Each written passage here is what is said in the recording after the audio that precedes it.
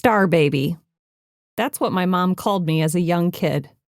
My mom said something was different about me.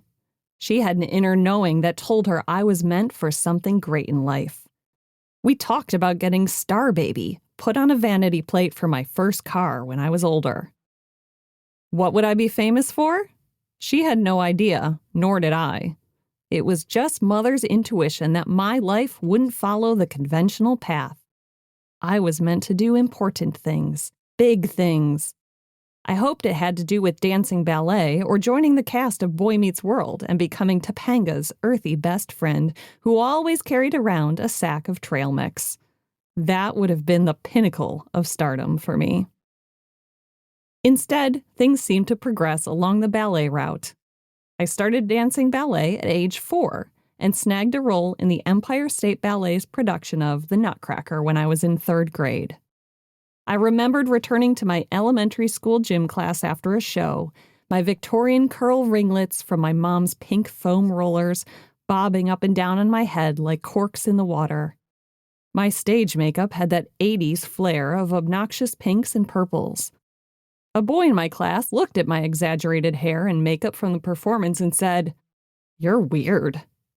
I knew other kids in my class were staring at me too. And I loved it.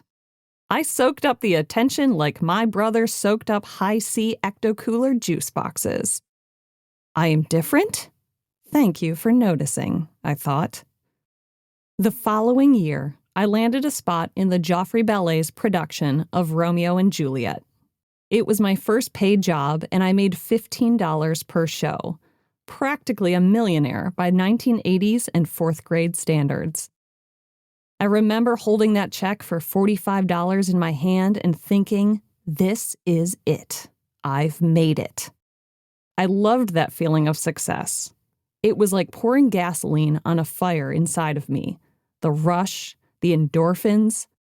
I became high on achievement and craved my next fix. I was an elementary school success junkie. That's also the first time I remember an underlying fear creeping in.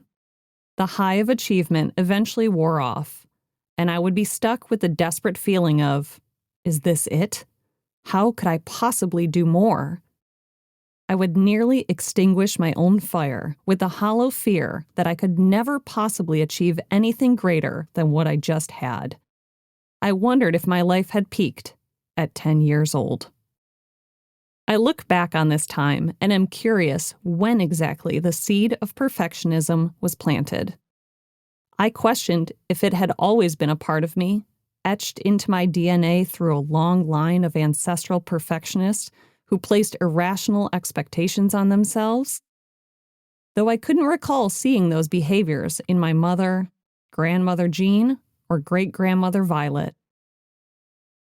I wondered if maybe my perfectionism grew instead from my environment, molded by subtle cues from my mom in an effort to make my life better than hers. She was a young mom. She had given up her college career to get married and have me. She worked long hours as a waitress to make ends meet. As a parent now, I understand that we all want an easier road for our children to follow. What was it about the way I was raised that pushed me to a more extreme standard, though, where doing well wasn't good enough? I had to be the best, all the time.